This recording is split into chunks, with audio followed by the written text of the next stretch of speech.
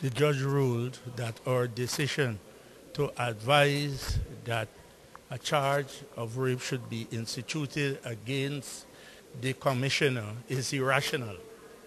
It's irrational because on a close examination of the evidence, it does not reflect that there is a realistic prospect of a conviction. It doesn't matter how clamorous is the call for a public trial. There ought not to be a public trial if there is not a realistic prospect of success. It doesn't matter what the public says.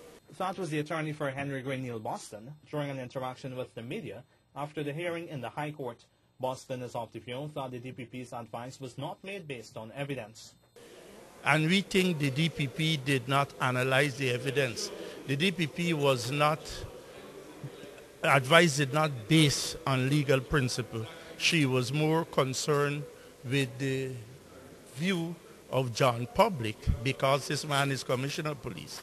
And if she does not institute a charge based on the allegation made by the complainant and based on the ratcheting up and support that John Public was asking for the commissioner's head, she ought to have advised charge, even though based on the evidential principle, there is not a realistic prospect of a conviction. Meanwhile, Karen D'Souza of Redred feels differently. The woman's right advocate believes that Greene should have been charged with rape. I believe that there's still a serious case to be made out against the former Commissioner of Police, because I insist he has to be the former Commissioner of Police. I totally disagree with the judge's characterization of the behavior of a person who's been raped. His judgment that the victim or the defendant in this case was not credible in terms of her presentation of the facts.